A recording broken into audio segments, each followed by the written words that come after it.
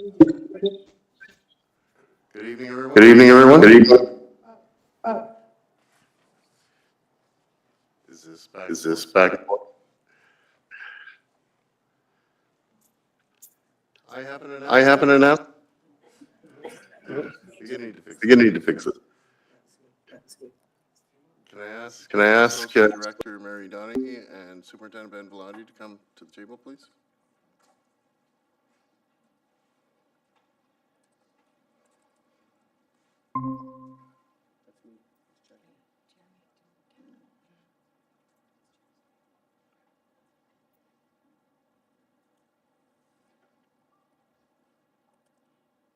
Does this work now?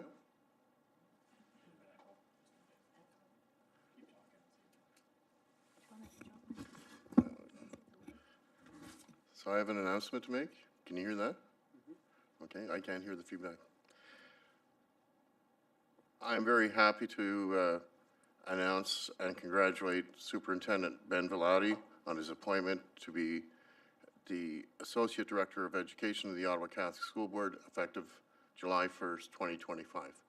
Congratulations, Ben.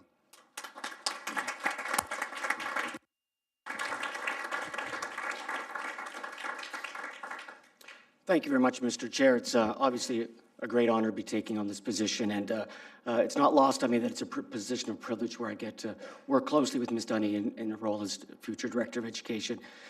Mr. Chair, the work that happens in our school board is a testament to the exceptional trustees that we work with, the extraordinary leadership team that we have at the executive table, and you know, my goal is to support Ms. Dunny in her role as director, to continue on the work that that Director D'Amico has led and taken place in the school board over the past number of years, and to support what's happening in the schools, because they're the backbone of this organization to support our students.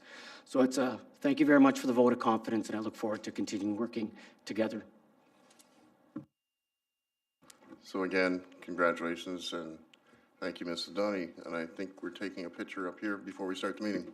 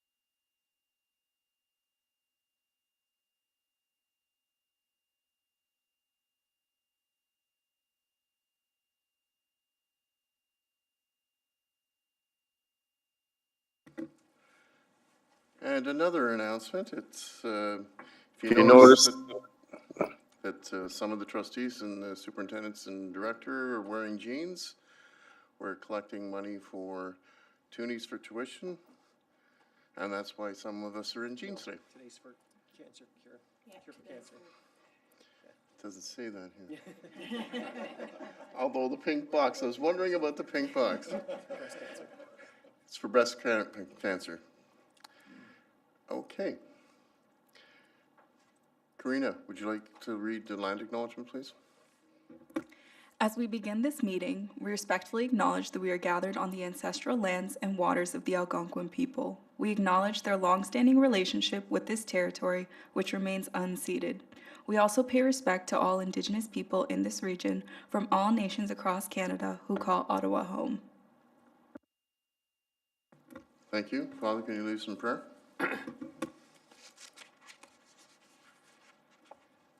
In the name of the Father, and of the Son, and of the Holy Spirit. Amen. God of day and of the night, God of world's cares and concerns, give us the desire to discover you in our lives. We want to be near you, to believe in you and love you as you believe and love us. We know that you are with us constantly and that you wait to be noticed in the events of our world. Touch us now with your love so that we will be mindful each day that we are restless because we have not yet rested in you. Lead us to your generous heart. Amen.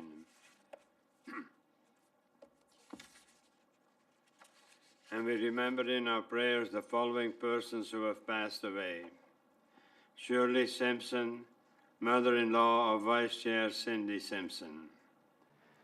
Diane Laschiazza, mother of Joanne Laschiazza, teacher at Our Lady of Peace School.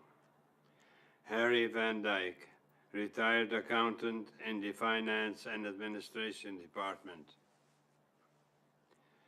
John Flynn, father of J.K. Flynn, vice principal at St. Matthew High School. Jerry Westcott, retired teacher with the Ottawa Catholic School Board. Eternal rest grant unto them, O Lord, and let perpetual light shine upon them. May they rest in peace. Amen. In the name of the Father, and of the Son, and of the Holy Spirit. Amen. Please stand for Okada.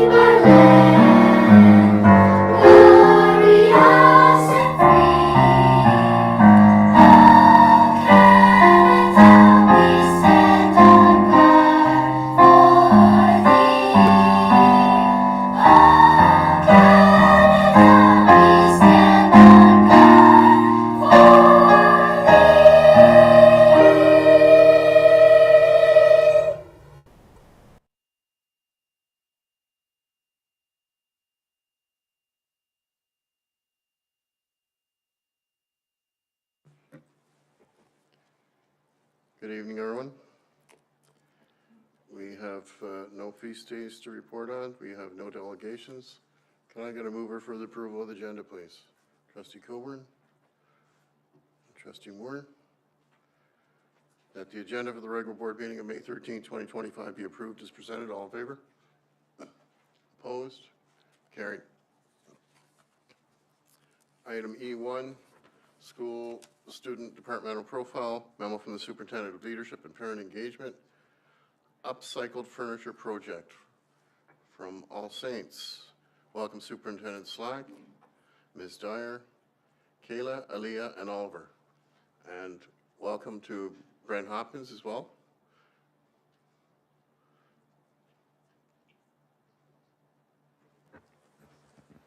Thank you, Mr. Chair. It is my pleasure to introduce a powerful example of faith in action and innovation from All Saints High School. As part of a unique grade 11 interior design project, students have taken on a challenge that blends creativity, sustainability, and community service. Known as the housewarming project, these students are upcycling unwanted furniture to support Ottawa's unhoused community, turning classroom learning into meaningful social impact.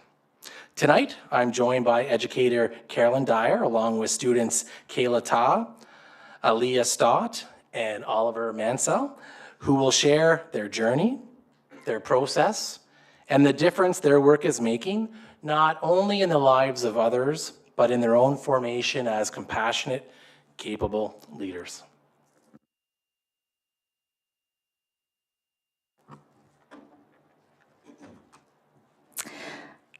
The housewarming project challenged us all in profound ways. This immersive experiential learning journey demanded that we, as students and teacher, step outside of our comfort zones and take risks. Our social and ecological justice project blossomed into a powerful force, forging stronger community bonds with individuals from all walks of life, strangers, local parishioners, classmates, and dedicated helper organizations, all working for the dignity of all persons and stewardship of God's creation. And now I am pleased to introduce our presenters, Aaliyah Stott, Kayla Ta, and Oliver Mansell.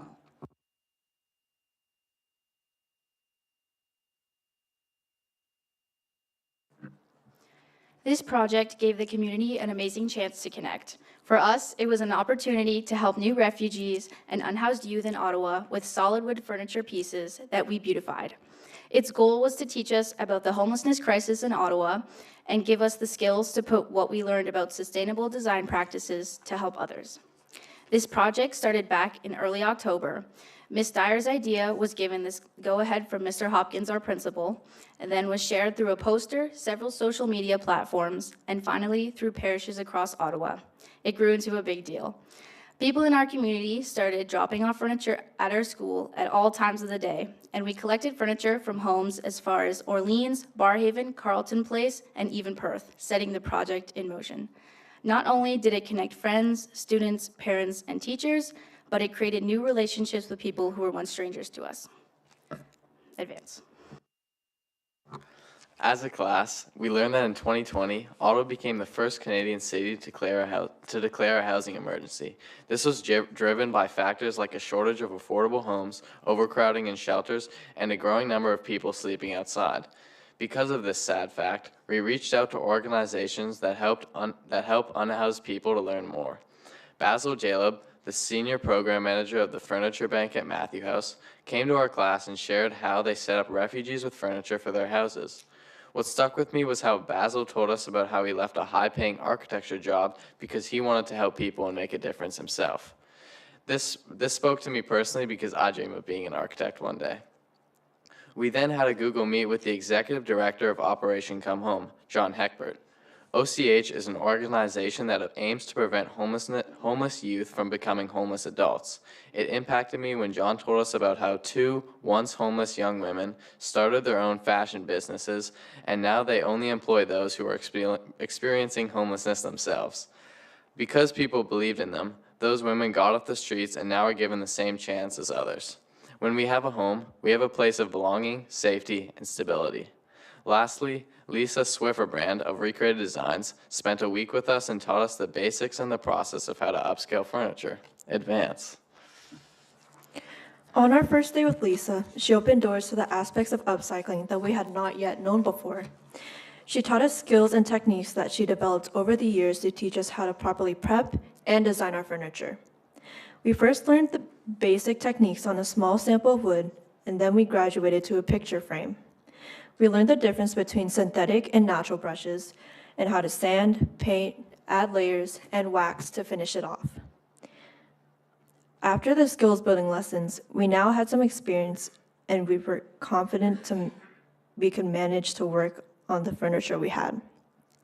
We researched sustainable design practices, otherwise known as eco or green design. It felt really good to know that the paint we were using and the upcycling of unwanted furniture was having a positive impact on our environment. Advance. Before we were able to create, we had to plan a lot. We started by sketching our furniture, then we used design markers to lay down our ideas of what the refurbished furniture might look like. Working as partners, we ended up with 3 ideas each. After we learned how to work with all the materials at our disposal, we narrowed down what we wanted to do with our piece.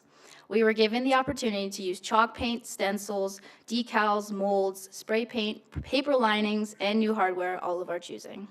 With our skills and options, we used our creativity, collaboration, and communication to transform the rundown furniture into something new and usable. Advance. We underestimated the process of upcycling furniture. A lot of work was put into each piece, and we experienced many setbacks. Our classroom was turned into a studio, and it was tight. It took a lot of time to set up to have enough space for everybody to navigate to their space easily. Because some of the furniture pieces were quite old, like 100 years old, we had to fix the issues with the furniture. There was only one Lisa and 26 of us, so we had to rely on each other at times to solve problems. A lot of communication had to happen to express our differences of opinions on designing the pieces. We needed to learn how to persevere through obstacles like lacking certain resources, having our partners absent, and losing time to finish our pieces. Advance. In the beginning, when first hearing about the project, I didn't believe it would be anything special. But after hearing about who the upcycled furniture would be given to and the impact we'd be making, that all changed. What we thought was a regular classroom assignment turned into something extraordinary. I hope I speak for my classmates when I say we all dream of helping people in need and doing our part to live out the Catholic values and the Good Samaritan teachings that we all learned about in school. So this regular classroom assignment was an opportunity to do so. We took great pride in what we were doing. We turned something, an idea, a thought, into a tool to help others.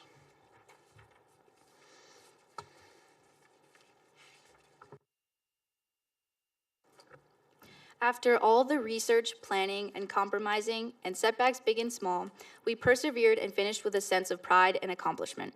Of course, we felt good about upcycling, but we also felt good about providing something nice for our community. The furniture that went to Operation Come Home will provide other youth with a safe and beautiful place to stay. And the furniture that goes to Matthew House will elevate the homes provided to members of our community in need. Something that stuck out about our meeting with Basil of Matthew House was that he was so earnest and passionate about helping others. He really encouraged us to go on and do the same. Advance. This project really called for our creative minds and quick thinking. SketchUps and ideas were in our heads became a reality. Once beaten up, old, unwanted furniture is now turned into something beautiful and helpful for others who really need it. Not only was the furniture transformed, but so were we. I find that this experience changed my perspective on the reality of homelessness and poverty. At first, I didn't really believe it was a big problem, but now I am aware of the crisis at hand. Hearing stats and facts felt overwhelming at the moment, but hearing about it now gave me the sense of wanting to help and do my part. I feel that even though we are high school students, we are making a difference in helping refugees and homeless youth in Ottawa create a place to call home. I like to imagine these people happily taking our donations we made and arranging them in their new place. I also feel like we learned a lot of skills that we can apply in the future.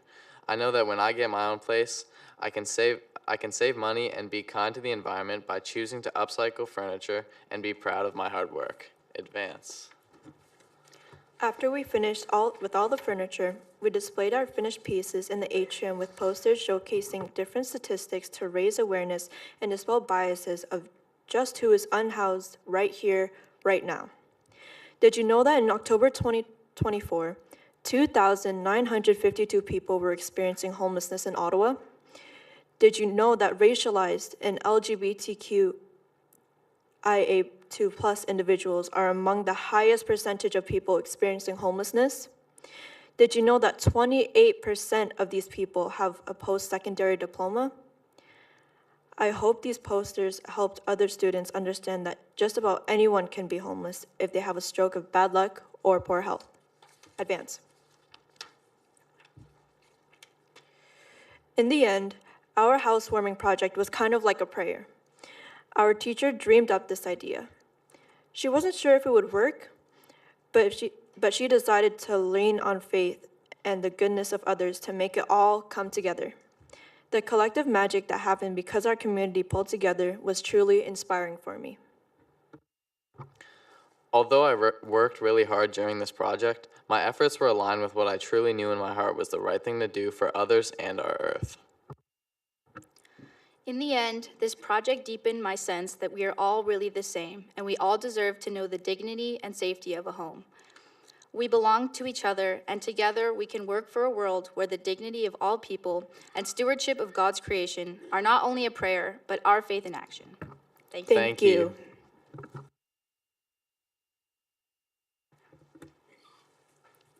Thank you very much for your presentation.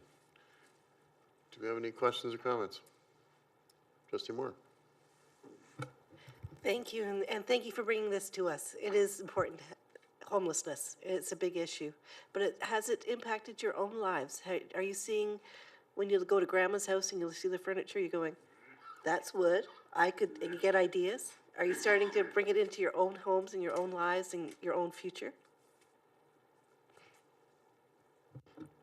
Through you, Madam Chair. Absolutely. I mean, now that we've learned the basics and we have experienced different techniques and styles with a bunch of different furniture, we now have, more confidence, and we are more happy to upcycle these different furniture and to style it the way we want it. And we can keep it, we can sell it. The possibilities are endless.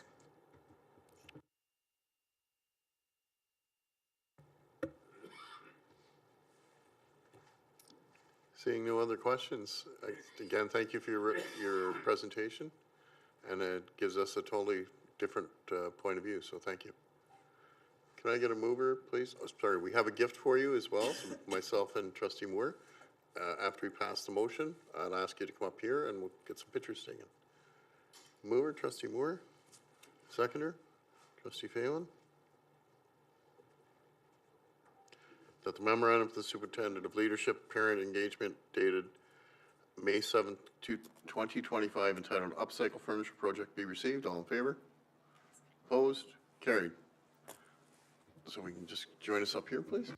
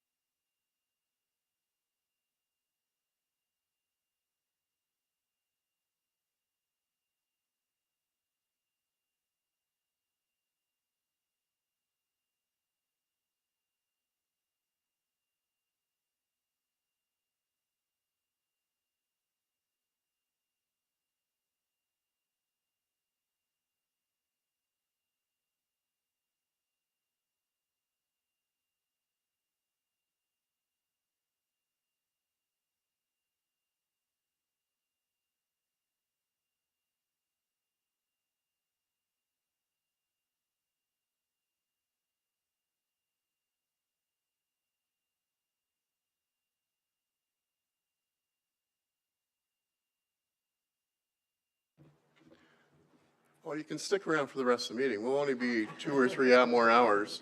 We got budget, policy.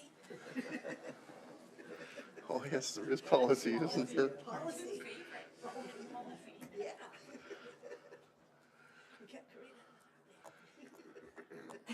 Item F, declarations of conflict of interest. There's none. Confirmation of the minutes of the regular board meeting, April 22nd, 2025. Can I have a mover, please? Trustee Simpson and Trustee McEwen. That the minutes of the regular board meeting of April 22nd, 2025 be adopted as presented. All in favor? Opposed? Carried. There's no unfinished business from previous meetings. Item I, presentation consideration of committee reports and student trustee reports, committee of the whole, board on May 13th. Madam Vice Chair? Nothing to report. Item 2, memo from the Superintendent of Special Education and Student Services, SEAC minutes for February 19th, 2025 and March 19th, 2025. Superintendent Benton? Good evening, Mr. Chair. These minutes are for receipt. Thank you. Can I have a mover, please? Trustee Lukatich Byers and Trustee Moore. That the memorandum from the Superintendent of Special Education and Student Services dated May 6th entitled SEAC minutes of February 19, 2025 and March 19, 2025 be received. All in favor? Opposed? Carried. Presentation considering a staff or trustee reports. Memo from the Superintendent of Student Success Elementary, Roots of Empathy update. Welcome, Superintendent Benton. welcome Ms. McIntyre and Ms. Schnock. Welcome.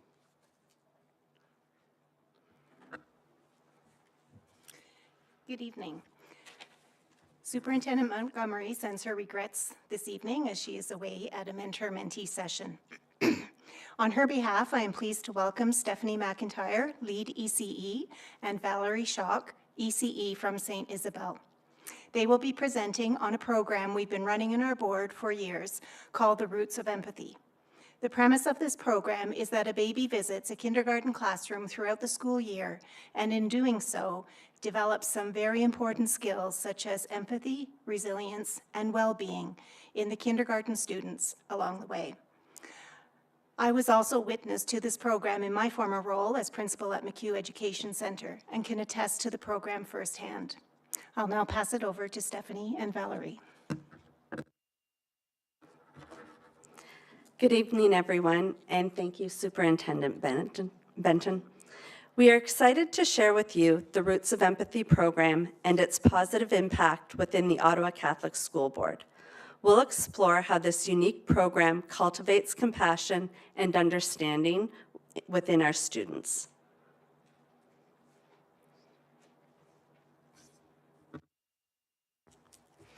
Roots of Empathy is an award-winning, charitable, not-for-profit organization that offers empathy-based programming for children. Its mission is to build caring, peaceful, and civil societies through the development of empathy in children and adults. Roots of Empathy is a homegrown, research-based program founded in 1996 by a Toronto kindergarten teacher named Mary Gordon. Mary has won numerous international awards for innovation and best practice in education, including the Order of Canada and the Order of Ontario. Roots of Empathy programs are delivered to school children from kindergarten to grade 8 across Canada, in English and in French. Globally, the program reaches children in many European countries, as well as the United States, New Zealand, Costa Rica, and the Republic of Korea. The program has been called Canada's olive branch to the world. In 2008, the Assembly of First Nations passed a resolution to endorse Roots of Empathy, calling the program compatible with traditional First Nations teachings and worldviews. The program is offered in a growing number of First Nations community, and the organization works in partnership with Indigenous people globally.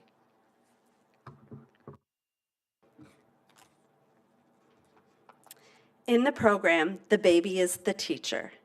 The attachment relationship between a baby and a parent is the ideal model for empathy.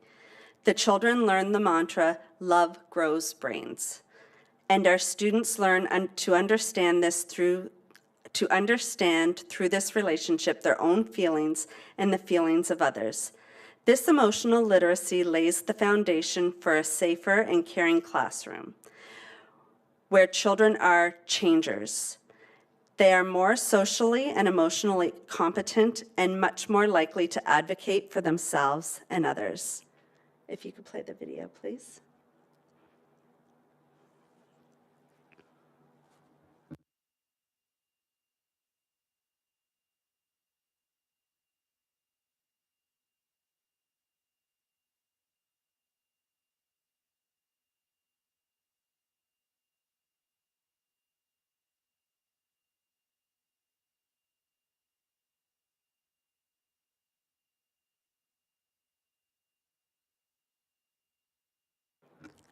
I'll just continue on.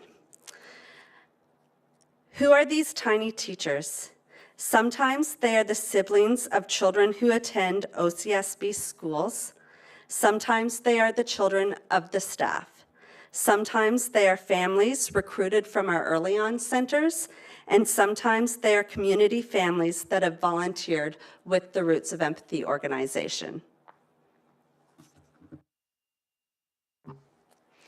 The program centers on a team approach with a Roots of Empathy instructor, who is the ECE, a classroom teacher who supports the instructor, and most importantly, the baby and the parent. The program is broken into 9 themes, each with a preparation lesson, a family visit, and a reflection lesson.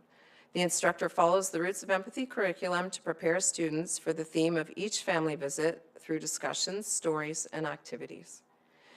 These lessons lay the foundation for meaningful interactions during the baby visit, where the children watch the parent and their infant engage together. The week after the visit is a post-reflection visit. It guides students post-visit reflection. It guides students in making connections between their observations of the baby's development, their own personal experiences, ensuring a comprehensive and impactful learning journey.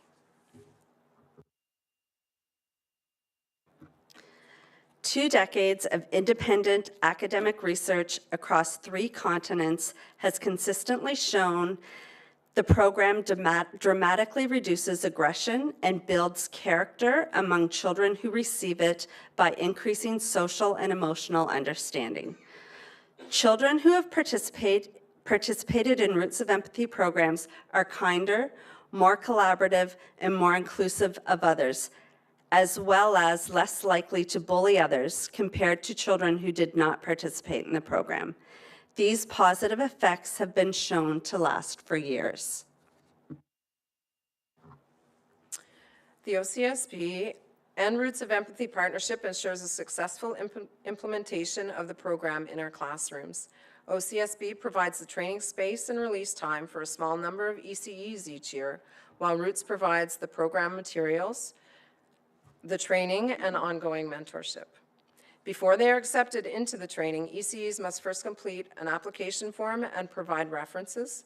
They are then interviewed by a mentor and asked to commit to being an instructor for 2 years minimum and volunteer their personal time to prepare the curriculum for 27 lessons. The Roots of Empathy program aligns perfectly with the core values of the OCSB, which emphasize creating caring and inclusive communities, fostering respect for all individuals, promoting social justice and responsible citizenship, reinforcing the Catholic values of love and compassion. It also supports the development of the global competencies in practical, impactful ways. After being certified in 2016, I have since welcomed 8 babies into our kindergarten classrooms. This year, our volunteer family is Emery and her mom, Ashley, who is a teacher from St. Isabel. When the green blanket comes out to welcome baby Emery, the Birch class is able to apply all the skills that she has taught them and create a safe and comfortable classroom for the baby. Each and every student eagerly participates during classroom family visits. Through this experience, Ashley has been able also to stay connected with the school community and build relationships with her future students. By nurturing empathy in our students, we are building a more compassionate and inclusive community. These children are our future leaders, parents, citizens, and their experiences with Roots of Empathy will have a ripple effect throughout society. We encourage everyone to support and champion the Roots of Empathy program within the OCSB, whether it's through volunteering, advocating for the program's expansion, or simply spreading awareness. We can all play a role in cultivating compassion. As you can see, Roots of Empathy is truly a unique, evidence-based program designed to help children and adults grow in empathy by interacting with babies. The impact on learners is quite remarkable. Students who participate in this program demonstrate reduced levels of aggression as they increase their social and emotional competence. Thank you, Mr. Chair. Questions, welcome.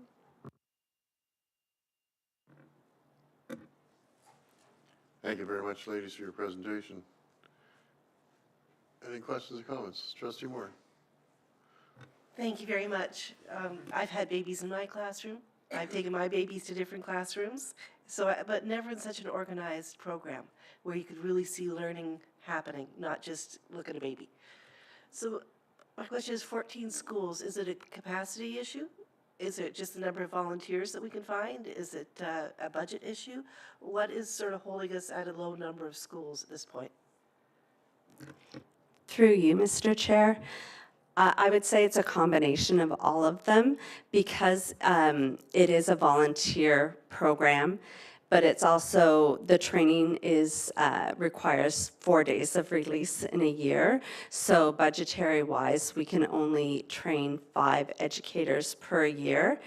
And as we know, educators fluctuate. Some retire, some move on, and some need to take breaks from delivering the program. Trustee Coburn. Yep, thanks for the presentation. So how widespread is it throughout the system? I'm not sure how many schools or how many classes do we get to on an annual basis? Through you, Mr. Chair. So this year, we have the program in 14 classes, so 14 schools, and 16 different classrooms. A couple of the educators are running 2 programs in their school, and we're hoping to train 5 more educators in June, which will bring it up to 20 schools this year.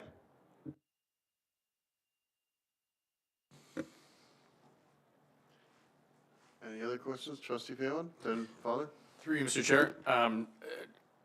I've had several kids go through our system, and this is the first I've ever heard of this, so this is really, really great. I think it's neat that, obviously this is offered. My question was also wrapped around, how widespread it is, where it is, in the board, and, if we could be taking advantage of it. But thanks for sharing what you have. Obviously, it encourages, empathy on many levels, but the fact that you introduce a child to any environment, I think is just a wonderful thing when it comes down to, the audience that you're presenting to. So thanks for coming in tonight and presenting. Well, Saunders. Well, thanks for the presentation. I just want to emphasize how important it is to have empathy. And there is not enough empathy in this world. So I want to congratulate you on the work that you do, because it is such an important element of being human. So congratulations again.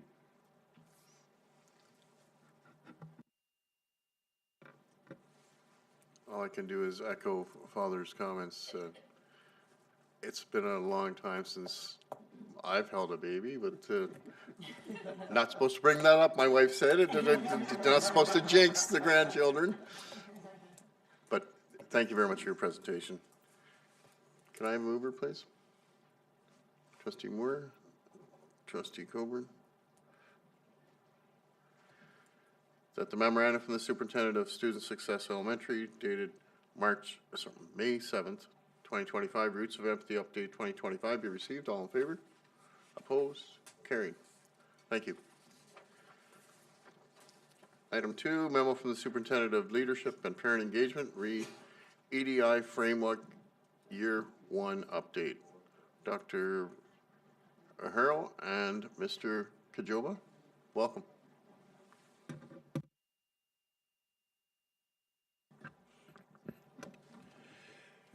Through you, Mr. Chair, this evening, we have the pleasure of welcoming David Kajoba, Equity Officer from the Leadership and Parent Engagement Department, who will provide an update on the Equity, Diversity, and Inclusion Framework.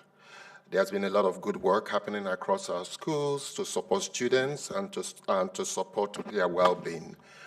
David will be providing that update to us this evening. Over to you, David.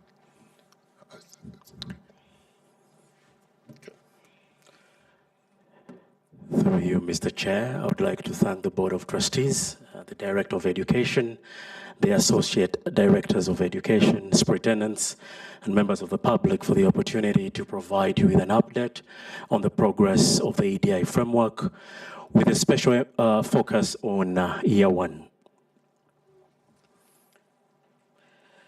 Our work board-wide is guided by the 2024-2027 EDI framework, which is in turn guided by our spiritual theme. We are called to open doors, build bridges, and nourish new beginnings, and our board's strategic commitment to build community, be well, and be innovative.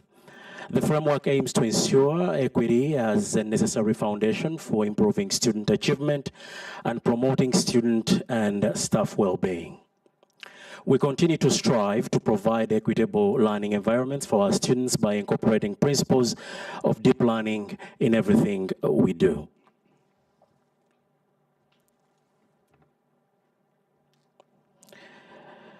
As part of our evaluation, our process involved creating a tracking tool that we shared with departments to provide for us what the priorities were for year one and what was done and the challenges they faced along the way, while at the same time communicating about the next steps and the opportunities they discovered in the process.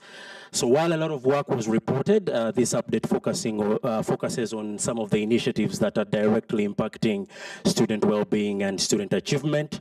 The update presented is basically under the three focus areas of the EDI framework, which is leadership and human resources, school and classroom practices, and organizational structures and accountability.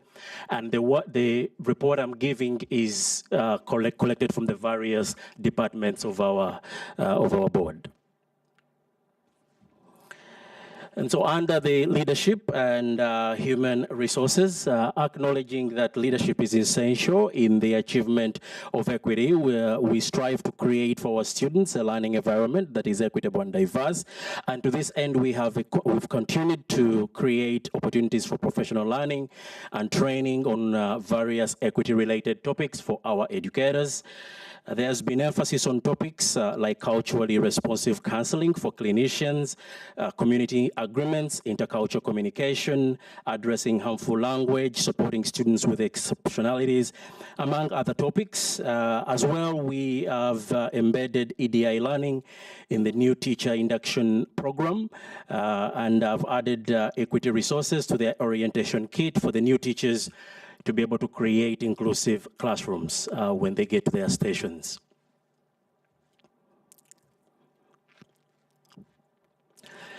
We have also expanded the equity team with hiring of another equity consultant and an additional graduation coach to increase direct support for students from underserved communities. The human resources team is implementing intentional strategies, for example, blind resume screening, job fairs with community partners, translating job posters into indigenous languages to attract diverse job candidates, ensuring that students see themselves. As well, we have continued to commemorate the days of significance and developing resources to support classroom discussion during days and months of significance as a way to foster culturally responsive and relevant pedagogy that enhances student engagement. We're supporting book clubs for staff and reading initiatives on topics such as anti-racism and inclusivity-related topics to foster safer and more affirming spaces that support student success. We are leveraging our employee resource groups to attract a diverse candidate pool of aspiring leaders in order to be responsive to the diverse needs of our students. We have empowered and supported various student-led affinity groups to implement board-wide culturally diverse activities, thereby building student voice and catalyzing leadership skills development for our students. In regards to school and classroom practices, we are implementing various initiatives to ensure that the school and classroom practices reflect and respond to the diverse needs of our student populations. Now, this includes initiatives to support underserved students, for example, using unbiased screeners as part of the multi-tiered system of support framework, working towards digital equity by providing tools that represent all learning styles like audio, visual, and verbal, and translation tools to support our multilingual learners as well as our English as second language students. We have facilitated student book clubs for English as second language learners and English conversation groups for multilingual learners, and also expanded the right to read programs for the multilingual learners as well. We've continued to invest in new culturally responsive and relevant resources for elementary students, hired two new reading itinerants to focus on reading interventions, and a multilingual learning partner to support literacy. We've diversified career panels and diversified guest speakers for career events like the Launch, STEAM Week, and special projects. And also, we've ensured school-level accountability by supporting the creation of school equity committees comprising of staff, students, and parents, empowering staff to facilitate and create student-led equity forums, as well as partnering with the Ottawa Catholic School Parents Association and community organizations to embed family and student voice. Also, within the same platform of school and classroom practices, we've continued to support equity-based presentations by mental health workers to our students. We've supported and facilitated the engagement programs for at-risk youth. That, for example, we have the Crazy Hoops program that has been a big success. We have the Elevate mentorship program that is designed to support our young males who have no positive role models in their lives. We've had the expansion of the breakfast program to now covering 58 OCSB schools, and we hope the number will go up next school year. We've visually diversified technological classrooms and skilled pathway planning aids to ensure equitable access to all learning pathways, and prioritizing underserved communities and engagement schools when allocating experiential learning resources to alleviate poverty. We've created resources for families to support their response to equity concerns and build safe environments both at home and in schools, also while providing safe spaces for prayer and religious observances for our students within the schools. So on that slide, we see, of course, a representation of some of the work we do. We see there the Standing Against Racism Week, where the emphasis was on what's your story. We had sessions on read alouds, among other programs for our schools. And in terms of the organizational structure, we are committed to assessing and monitoring progress in implementing the EDI framework.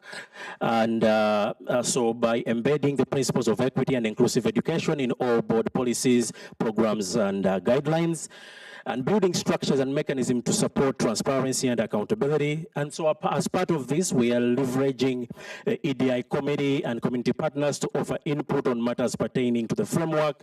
And we are committing to annual tracking and reporting on the progress to ensure intentionality in the work that we do.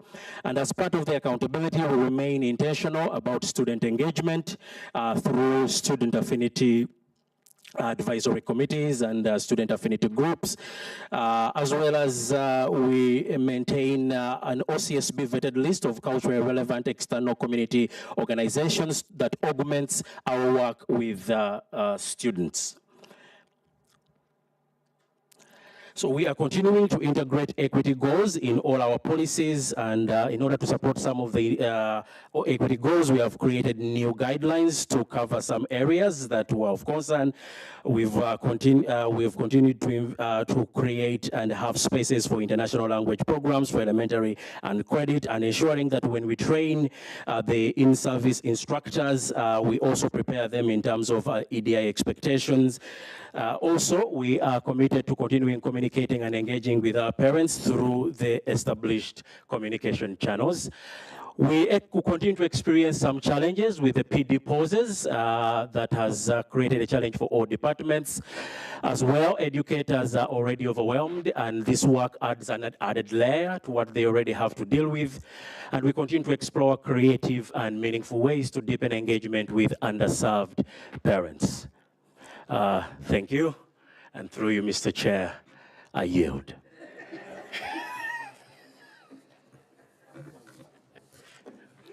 Take a deep breath now. Excellent presentation. Questions or comments? Trustee Moore. He sort of looked the other way because he knew my hand was up. Mr. Kajoba, you did that really fast and really well. Thank you, thank you, thank you. My comment first is I went to one of the, I make sure I wrote this down, Parents of Black Children forums or days that we've held here at the board. And I remember one of the parents really saying, you have to have accountability. You have to keep track of what we're doing. And I'm so glad that you're doing it, because EDI cannot be seen as a fluffy thing if we have a chart. We're showing what you're doing. Thank you so very much. My question is on slide 6, unbiased screeners for MTSS. What is that? Because that really sounds interesting.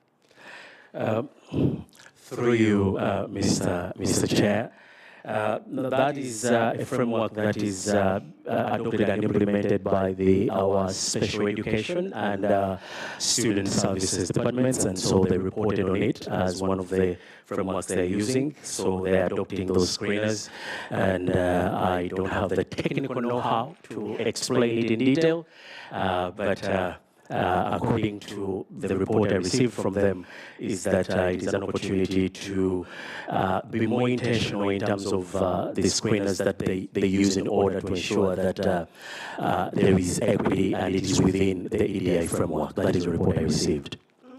And to you, Mr. Chair, just to add a little bit to that, it's just really the different tiers, being conscious, the different tiers that special education uses. You have tier 1, tier 2, tier 3, and it's really, knowing when to kind of do something universally, also knowing when to zero down to those that needs particular attention, which is really all part of equity. So that's equity embedded in what they do. So, yeah. So we keep this at the core of what we do, even in special education.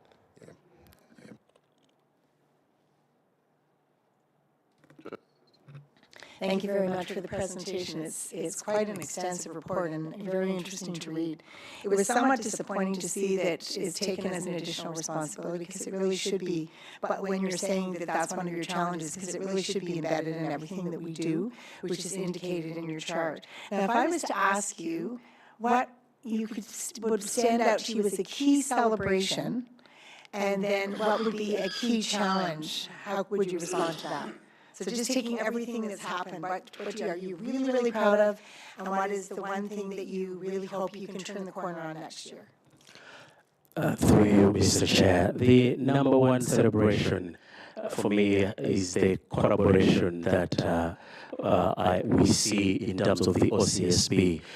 Most of these aspects that I've reported on are interdepartmental collaborations, and in my conversations with the different portfolio stakeholders and portfolio holders, the idea of we are not really reporting on equity per se, but we are reporting on our daily work. I thought that is something that is worth celebrating. And if there is something that we could work on, I think we could do better in terms of reaching out and engaging with our underserved parents. That remains an Achilles heel for us, and it's a great opportunity for us to improve in that area.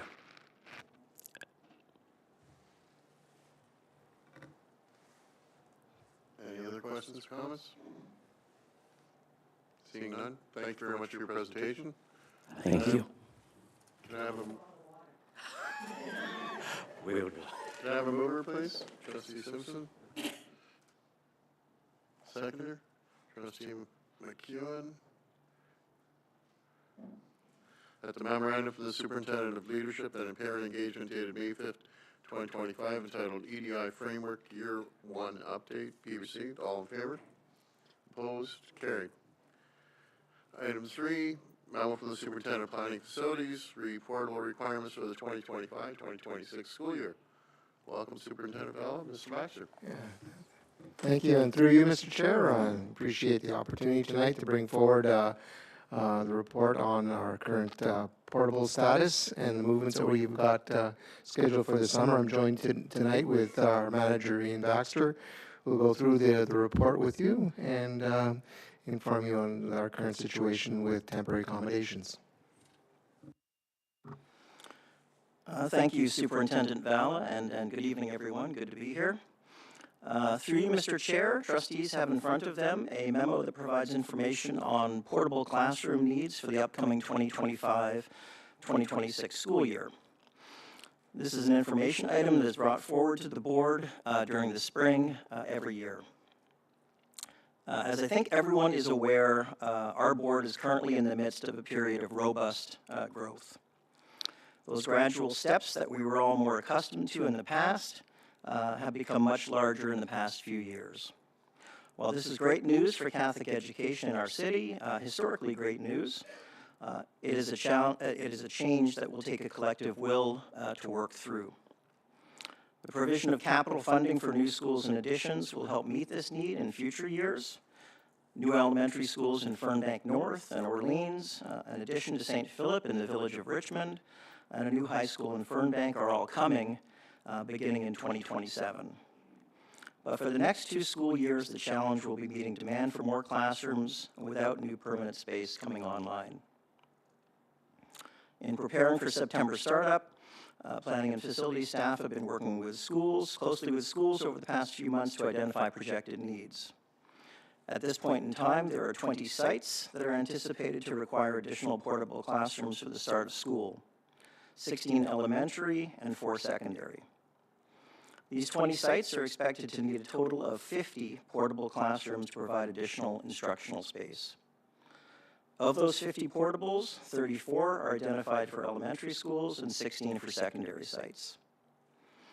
I should mention that over the past 2 school years, we've had more portable moves in the fall than we would like. 6 last year and 10 the year before. To address this, the portable list that you see tonight includes room for growth at a number of sites. St. Juan Diego has 2 surplus portable classrooms available in the plan, while St. Veronica, St. Bernadette, St. Kateri, St. Martin de Porres, and Our Lady of Wisdom all have 1. I'm sure those are all familiar names to you. We are hoping this contingency planning will satisfy our needs for September and limit disruption to schools in the fall, but that will ultimately depend on how the enrollment comes in. Portables have also been allocated in more mature areas of the board where redevelopment opportunities are moving forward and permanent classroom space is at a maximum. In some cases, enrollment for next year is largely unchanged, but the distribution of students by grade or division has resulted in additional staffing, an additional classroom, and a portable. 38 of the 50 portables required for this year will be new to the system as a result of a purchase that was approved by the board in November of last year. The remaining 12 will come from our existing surplus inventory. The manufacturer of the 38 new portables that are coming has indicated to us they expect these to be delivered to some of our secondary schools beginning in June, which is great news. You may notice that 17 additional portables in the list are planned for our 4 new elementary schools. At both St. Juan Diego and St. Veronica, we will be reaching 12 on site. This is uncharted territory, and staff are working on figuring out how sustainable these high enrollment numbers are. Our new schools are planned to meet enrollment needs over the longer term, a need that is based on historical pupil yields from new homes. They are not built to provide permanent accommodation during peak periods of enrollment. A need for temporary space during peak periods is part of a neighborhood's regular occupancy cycle. We are also mindful of not overbuilding in the short term, only to be left with half-empty schools as neighborhoods age in place. Notwithstanding this, the recent shift in enrollment share with our coterminous English language school board is something that we need to digest. One of the questions we need to answer, and the answer will differ by the area of the city we are looking at, is whether the recent change in share will be sustained into the future. If so, it will impact the pupil yields we used to plan with and eventually result in a need for additions to some of our newly opened schools and possibly larger planned future schools. A significant concern is that we are still only dealing with a very short period of time at the moment in terms of those 4 new schools, 1 to 2 years of actual on-the-ground experience. It should be noted also that for the following 2026-2027 school year, we do not expect to be able to rely on large numbers of existing surplus portables to meet our needs. Continued expected enrollment growth and bridging the gap until new spaces opened in 2027 will leave us even more reliant on the purchase of new portables to meet needs next year. Typical for this time of year, it may be necessary to revise some of the identified school needs as enrollments and the organization of classes are finalized, moving towards September.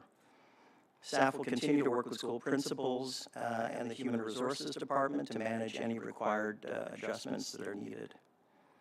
And I think with that, I'll leave things there, and if trustees have any questions, staff are here tonight to answer those. Thank you very much. Questions or comments? Trustee Lucatich Byers and Trustee Warren. Through you, Mr. Chair. One of my favorite topics, the portables. Yeah, so I'm understanding absolutely that it's not ideal and completely understanding all the challenges that you've outlined in terms of, planning, et cetera. So definitely a kind of uncharted territory, as you mentioned. So not challenging the need for the portables at all. It's kind of, it is where we are. I was interested in just a couple of things. So, and I know it's not included here, but just related to the cost of the portables. So are we seeing any changes in the kind of per unit cost? And if you can just kind of remind us what the cost was. And then for the moving for the 12, I know we had some conversations in the past where we said it's not always easy to move them, and sometimes the cost of moving is quite prohibitive, sorry, because, reconnecting all the electricals, et cetera, and setting everything up, and I guess transporting and dismantling and on all that. So if you can give us an idea of the costs there, and the reason I ask is also, like you said, it's kind of definitely unpredictable in the future, and it might be one school, it might be another. So I guess the ability to move these portables is quite important. And are these portables then designed to be able to move maybe multiple times, or is it you can only kind of move it once and then after that it's really, doesn't really bode well for the portable if you try and kind of move it, a third time. Sorry, so there's quite a lot in there, so sorry about that. Thank you. Through you, Mr. Chair, in response, I'm going to start from the last and move forward. Sort of portables can be moved a number of times. I mean, potentially, we have a few on site that are a little bit older in the inventory, and we have some of our trade staff, fixing those, refurbishing those in advance of being able to move. So at times there is some work that needs to be done in advance of relocating them, but in general, the relocation of the unit is not an issue. In terms of price, I think the number generally, a new portable right now, and those 38, we ended up ordering those before the calendar year was out. I think those came in at about $145,000 all in, including delivery and some setup. The electricals on top of that, the connection of the electricals on top of that, and that has come in probably on average about $75,000 per unit on top of the 145 to 150. So it's a big number for sure. And then I think there was and the cost, generally the cost to relocate a portable, again, in that case, we would be responsible for delivery, setup, de-energizing on the from site, and then re-energizing on the to site. And that number, I think, has come in on average over the past 3 to 4 years in the $145,000, $150,000 per unit. It used to be quite a bit less than that. 35,000 is the number in total. So but it sort of has really, I'd say probably over the past 4 to 5 years, that number has just really increased significantly. So it's a huge ticket for sure. And if I may just add that, we are dealing with copper, and which, we know the metals have gone up as well. There's also more infrastructure, whether it's the networking that's fiber to those units for high-speed access and also fire alarms. So those are added costs on each project or each portable as well. So, yeah, and then of course the infrastructure piece as well. Sometimes we do have to add capacity to our main distribution system. And just to the initial point around when we talked about the number of portables that are going in on our new sites, typically in the new designs, we're designing for 18 portables. So it's not something that the facility infrastructure is not prepared to receive those portables.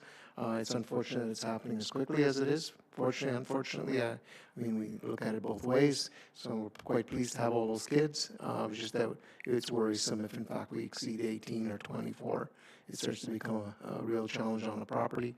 We have been buying larger sites, and we've been strategically placing them so we can minimize their footprint as well on the project. So it's a double-edged sword with all the growth that we have, and I think we've made provisions to accommodate that, and just to speak to the fact that we are trying to minimize the disruptions in the fall, that we do have some capacity rather than moving portables in October and November.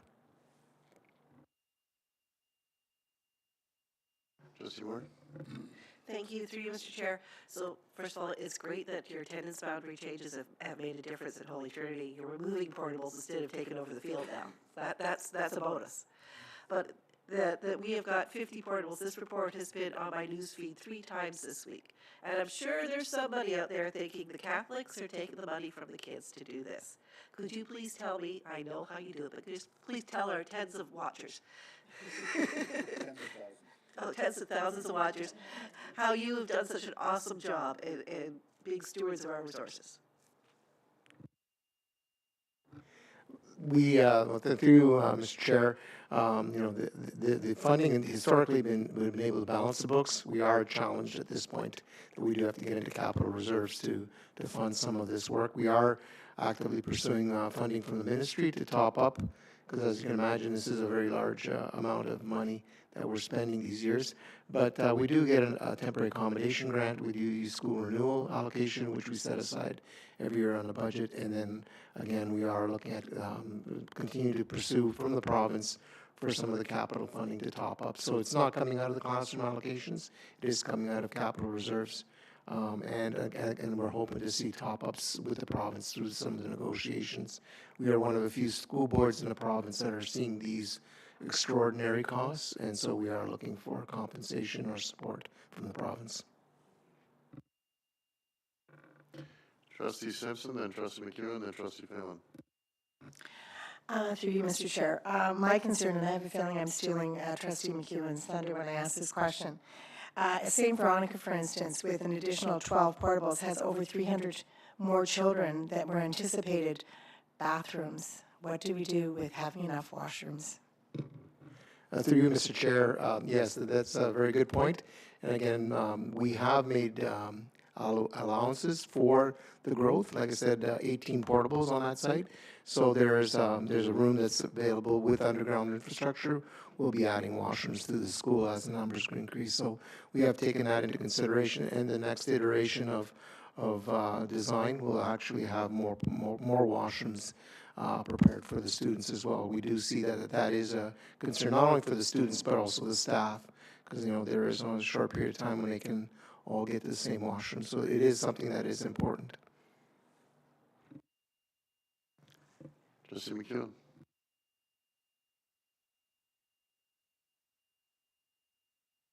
Trustee Phelan. Through you, Mr. Chair. Very exciting when you open up a new school. Excited for communities when they get to see the growth and the development, and that's wonderful.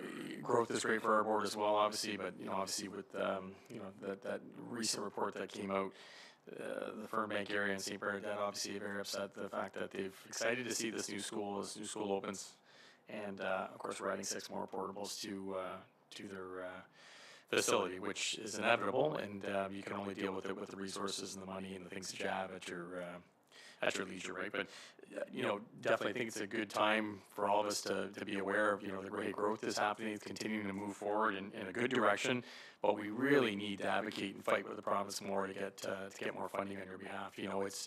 it's difficult to see when you have a beautiful brand new facility and yet you're moving, more portables in there.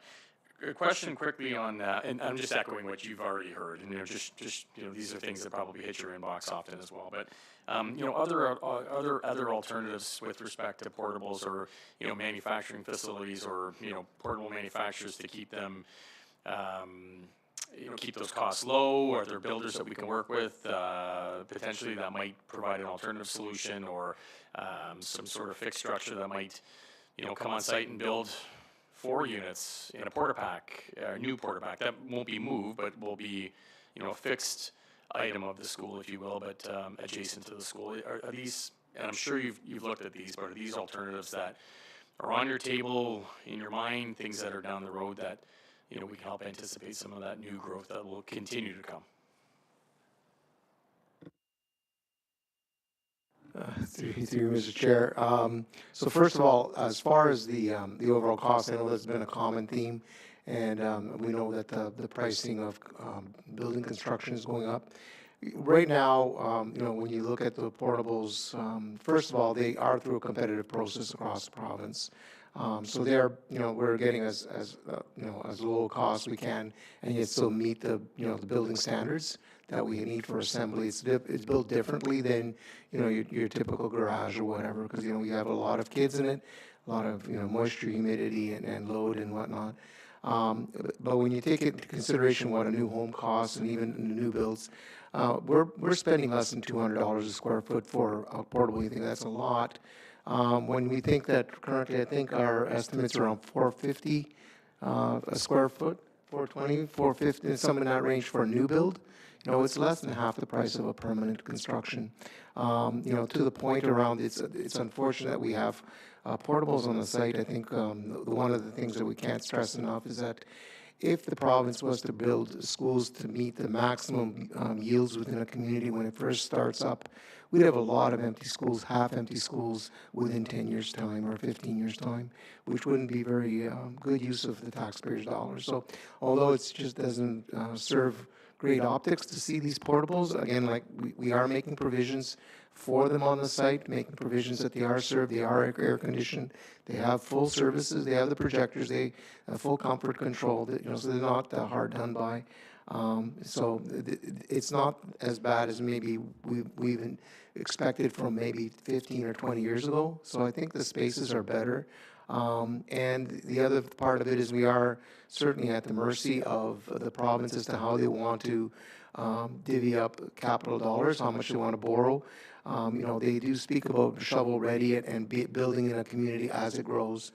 It's very hard to do when there's a backlog. Like we have, for instance, a high school in Mare Bleu. We justified building tomorrow, and they can't give it to us for that, where we have existing need and kids like bums in seats.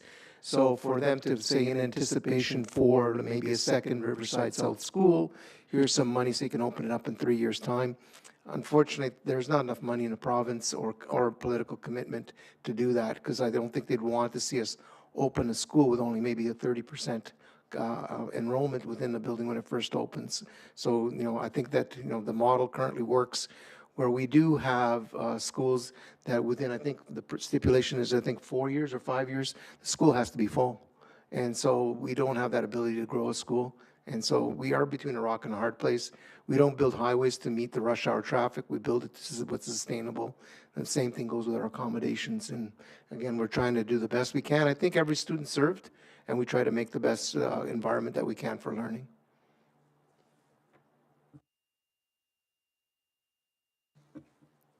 Trustee Coburn, you're the only one who didn't ask a question. Do you have a question? Thank you. Go ahead. Yes, go ahead. Through you, Mr. Chair.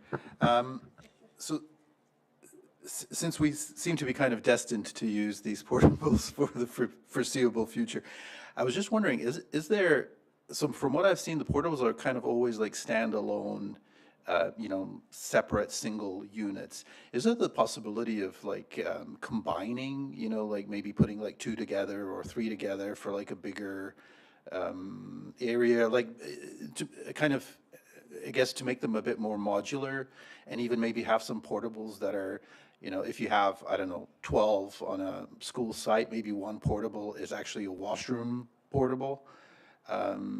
So are there kind of those possibilities as well, since it, you know, it seems that we're going to be having these portables hanging around for a while? Through you, Mr. Chair, we've certainly explored the concept of the porta packs and modular builds for our schools. You know, and I think we've got about 150 portables that are in packs currently in our system.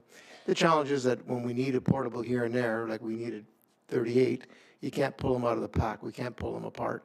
And so that becomes a problem. It probably serves you for 15 or 20 years, but then we have schools where these porta packs are basically served for, they're not going to be removed. And, you know, you're waiting for another cycle of growth, which may never happen. So it really does handcuff us with our inventory. I guess the recent approach that we've had is we've been podding them together. So they're closer together, but they're not necessarily interconnected. I think that's probably the best of both worlds, where it's minimizing the impact on the footprint of the property. However, it gives us the flexibility to remove them, you know, for the other schools and to minimize their impact on the yard. So it is a nice idea. We did that probably about 25 years ago. We did a bunch of them, if not before. But, you know, now we're just, you know, dealing with the consequence of that, where we can't draw on them when we need them. So yeah, it is a great idea. We'd love to do it. It is more money, and the province doesn't give us enough funding for that. So who knows what kind of approach the province will have in the future. They've had an approach with modular builds, but it wasn't successful. They were concerned about what we're spending on these modular or rebuilds, and they discovered that the most cost-effective approach is these single standalone portables. And through you, Mr. Chair, just following up from what Superintendent Valla was saying, obviously we see the pluses in terms of washrooms, in terms of, you know, the corridor, the common area, the compressed footprint. But certainly in a situation like this, where we are growing as significantly as we are across the board, if there are 150 classrooms available in porta packs in structures that can't move, I would imagine an estimate might be 45 to 50 of those are not being used as classrooms right now and would be available to be relocated to meet needs. So, you know, it's sort of it's a balance, it's a plus minus, but, you know, that's an issue for us, that flexibility is so important in terms of planning. Thank you, gentlemen. I think everybody's had their turn to speak. When I first started, St. Mark's had 39 portables, and I'm dismayed to see that they're getting 4 new portables after the addition, and that's after the building of St. Francis Xavier. We're back to the same old cycle, that not enough space. Thank you very much for your presentation. Can I have a mover, please? Trustee Phelan, seconded by Trustee Lukatic-Byers. Memo from the Superintendent of Planning and Facilities dated May 7, 2025, entitled Portable Requirements for the 25-26 school year be received. All in favor? Opposed? Carried. Item 4, memo from the Associate Director of Business Affairs, reading interim financial report for the 7 months ended March 31st, 2025. Welcome, Associate Director Shimmons. Ms. Buchanan. Thank you, Mr. Chair. I'm joined here tonight by our accounting supervisor, Sylvia Buckman, as well as our manager of finance, Shelley Donnelly. So I will be handing it over to Ms. Buckman to go through our interim financial statements, and then we'll move on to the next report.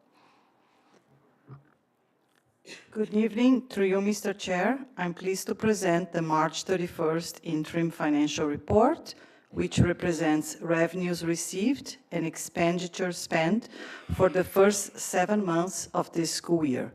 On page 3 of the report, which you can find linked in the memorandum, you would find a summary of the board's average daily enrollment. The revised projection for students under 21 which is based on actual October 31st and projected March 31st numbers, has increased by 1%, or 515 ADE, from budget, or 4.4% overall from prior year.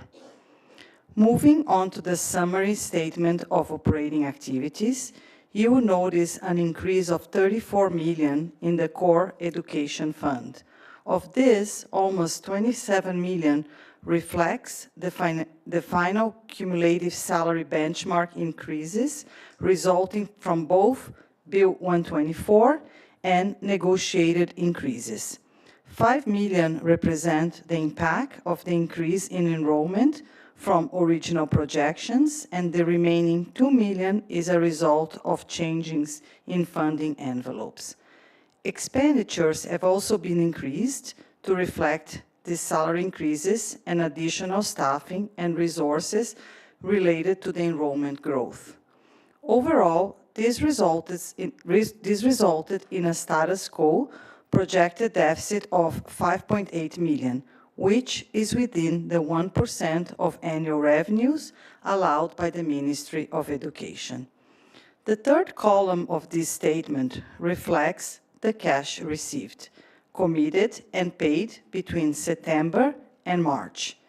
As such, it does not reflect the actual year-to-date financial position, surplus deficit of the board.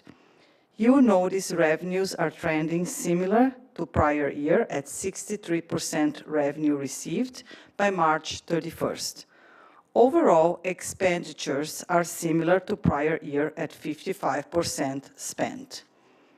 Further details on expenditures can be found on page 8 of the report, titled Schedule of Operating Expenditures.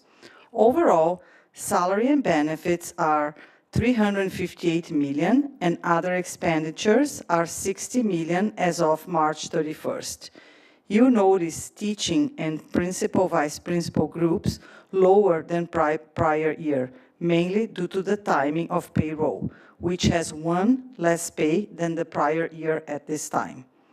On page 11, you would find the schedule of other revenue, which details the various special grants and other funding that the board receives.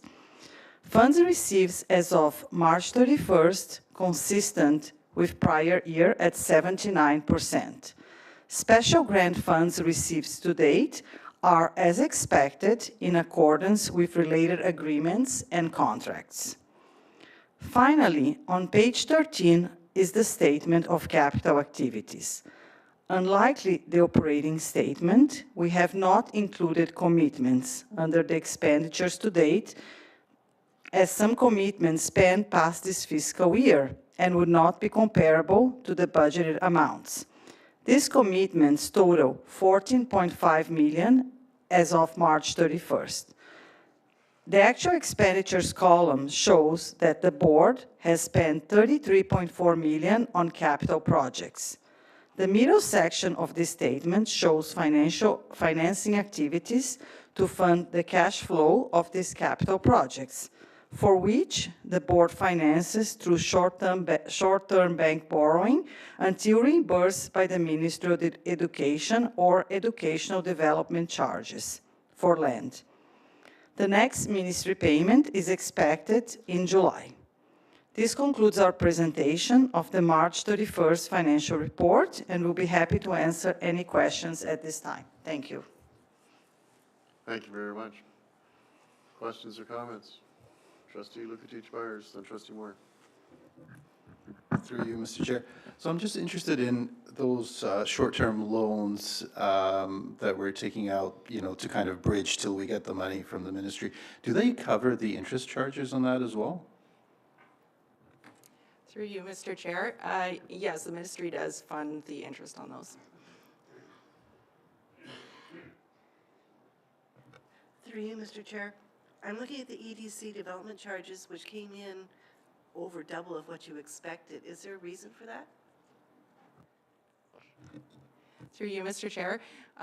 Included in there is the accounts receivable, so that's not fully what we've actually received to date. So we actually have an EDC deficit right now.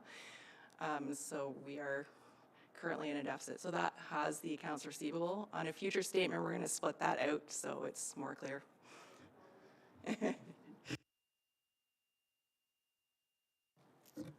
Any other questions or comments? Made it crystal clear. Thank you very much for your presentation. Can I have a mover, please? Trustee Coburn. Seconder. Trustee Lukatich-Mars.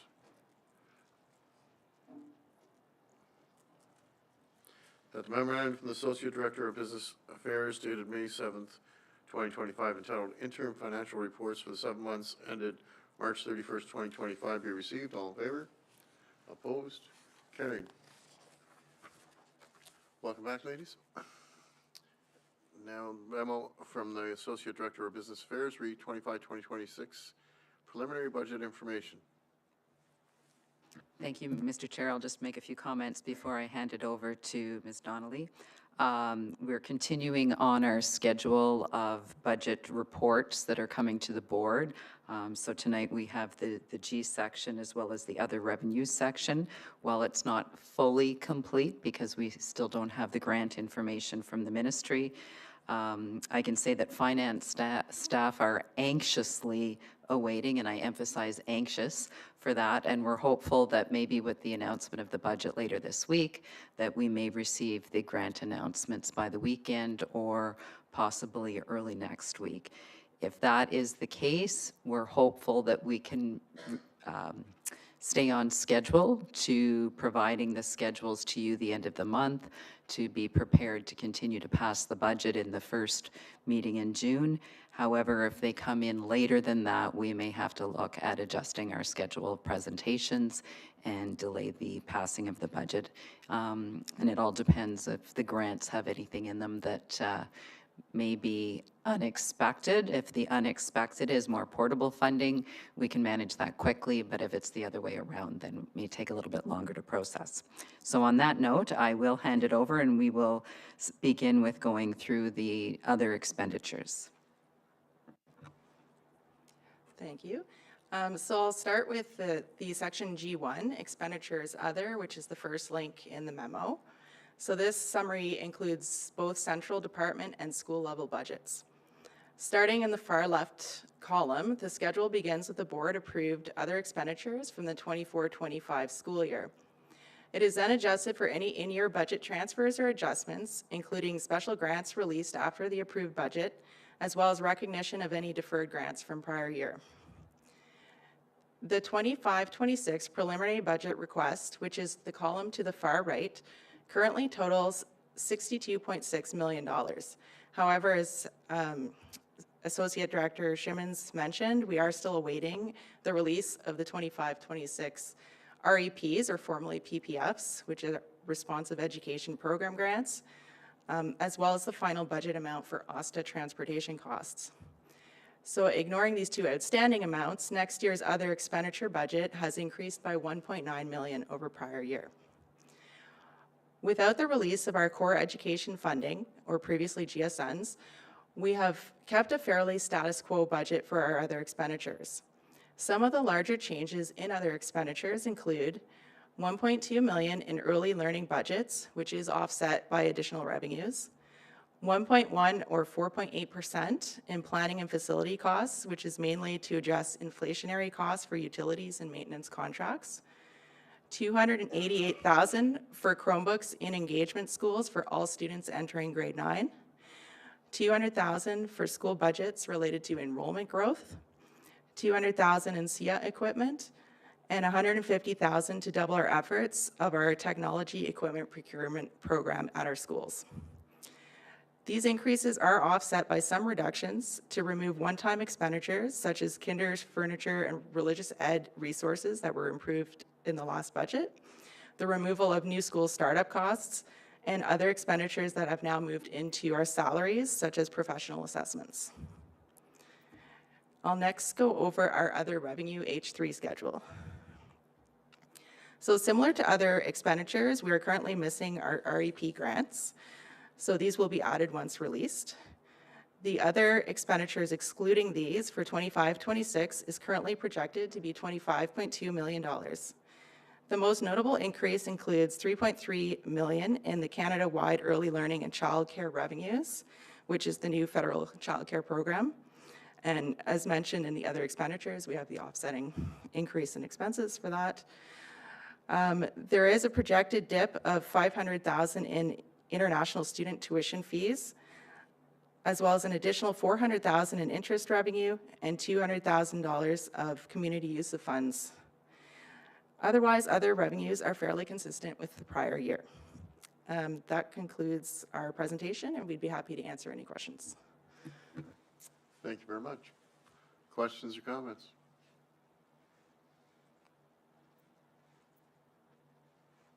Again, crystal clear if you get no questions. Look at that. Moved by trustee Colburn, seconded by trustee Moore. That the memorandum from the Associate Director of Business Affairs dated May 7th entitled 2025-2026 Preliminary Budget Information and Accompanying Budget Documentation be received. All in favor? Opposed? Carried. Thank you very much, ladies. Item 6, memo from the Associate Director of Education, approval of policies, new, revised, and reviewed with no revisions. Associate Director Donnie. Good evening. I'm just going to preface this that the committee has looked at all of these. All the trustees have looked at all of these. So nothing here is a surprise. We've already gone through them all twice. Correct. You've just done all my work for me, Mr. Chair. The only thing I would add is that this year, as you know, the Board of Trustees asked that we do them in 2 batches.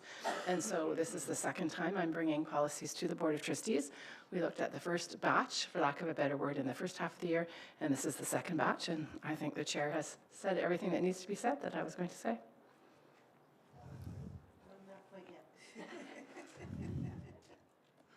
Trustee Moore. Sorry, I did send Karen an email this morning, or last night, I think.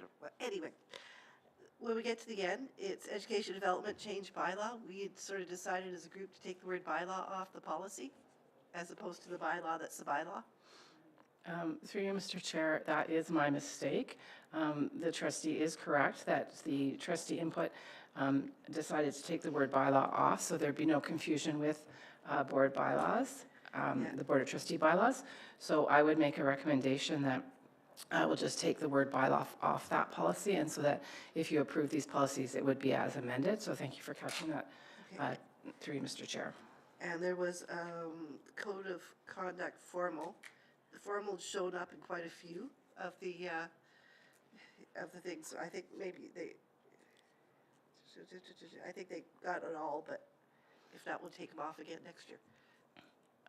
So through you, Mr. Chair, I believe what the trustee is referring to is safe, inclusive and accepting schools code of conduct, student dress code, formal dress code, uniform. Yeah. And so we did agree to take out the word formal dress code, and it looks like we've missed that.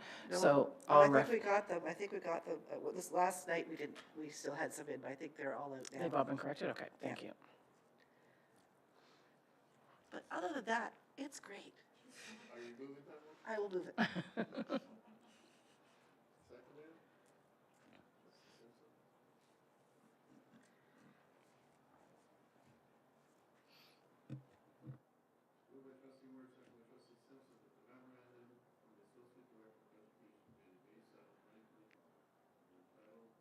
Deemed to be read. Turn on the microphone, maybe. Deemed to be read. As amended. As amended. Thank you. All in favor? Opposed? Carried. Thank you very much.